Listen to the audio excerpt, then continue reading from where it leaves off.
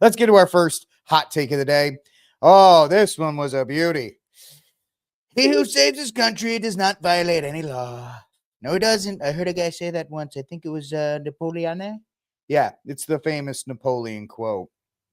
And this has kind of set people ablaze a little bit, if you think about it, because it's a litmus test, if that's the right way to say it. It's a litmus test because you have those who kind of understand the mindset behind this. Now, of course, Trump is not a god. He's not the Messiah. He's not anything. It's kind of just fun seeing that what I've been saying, if you watched my show, or you listen to my show when I was back in the old station, or listen to this show for any length of time on our 51st episode, by the way, 51 episodes in, that everything is a pendulum.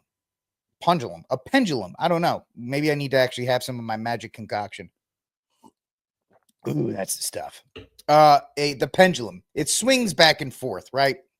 And I said for a while, hey, the left can enjoy its supposed cultural victories, and it can enjoy supposedly having dominance over the culture and the institutions, even though they always said they were fighting the power, right? Fight the power that every major corporation, institution, and every pillar of society supports while you're doing it.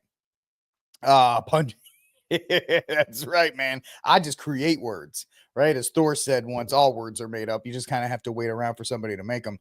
But the pendulum swings back and forth. One time, one group has it. It never stays in one place forever.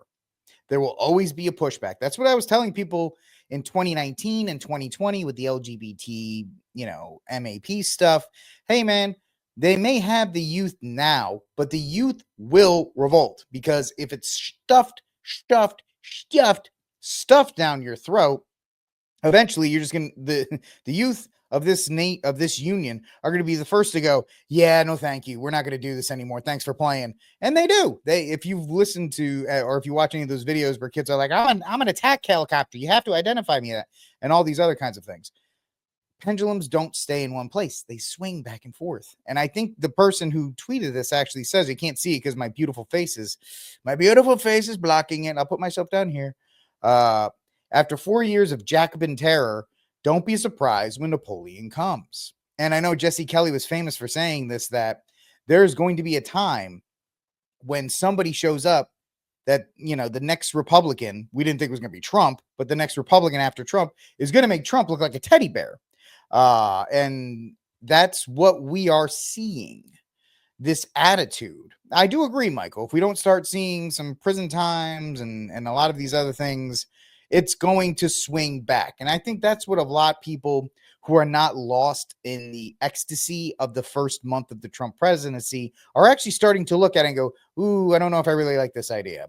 I don't know if I like all of these executive orders, because as we've said on this program many times, what happens when President AOC comes into office, President BBL, and she decides that she's going to sign 100 executive orders on the first day. And she's going to she's going to make DEI a requirement for everything. And everybody's got to have pronouns and all this other kind of stuff. It has not been locked down to such a point